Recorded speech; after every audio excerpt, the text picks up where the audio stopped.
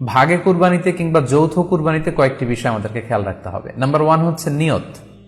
আপনাদের ইন্টেনশনটা ক্লিয়ার হতে হবে। প্রত্যেকেরই যাতে একই ইন্টেনশন থাকে, সবারই যাতে ইন্টেনশন থাকে যে শুধুমাত্র আল্লাহ তাআলার সন্তুষ্টির জন্য আমরা এই কুরবানি দিচ্ছি। এখানে কয়েকজনের যদি ইন্টেনশন থাকে যে আল্লাহর সন্তুষ্টি, অন্যজনের যদি নিয়তে ঝামেলা থাকে, তাহলে কিন্তু কুরবানিটা প্রশ্নবিদ্ধ হয়ে যাচ্ছে। কারণ ইন্নামাল আমালু বিন্নিয়াত, ইয়ানি ইন্নামা সাওয়াবুল আমালি বিন্নিয়াত, সমস্ত কাজের প্রতিদান দেয়া হবে আপনার ইন্টেনশন বা নিয়তের উপর ভিত্তি করে। সো এজন্য যারা খুব বেশি মুখলেস, খুব বেশি মুত্তাকি, তারা অনেক সময় যৌথ কুরবানি দিতে চান না। তাদের সামর্থ্য না থাকলে ছোট একটা ছাগল দিয়ে তারা একাকি কুরবানি দিতে চান। The safe, he want to be in the safer side. কারণ যৌথ কুরবানি দিতে দিতে যে কার মনে কি চিন্তা, কার মনে কি নিয়ত, আমরা কিন্তু কিছু জানি না। সো যদি যৌথ কুরবানি দেন, কুরবানির আগে সবাইকে এটা কনসার্ন করে দেওয়া, রিমাইন্ডার দেওয়া যে ভাই আমাদের কুরবানিটা হবে শুধুমাত্র কেবলমাত্র আল্লাহ তাআলা সন্তুষ্টির জন্য।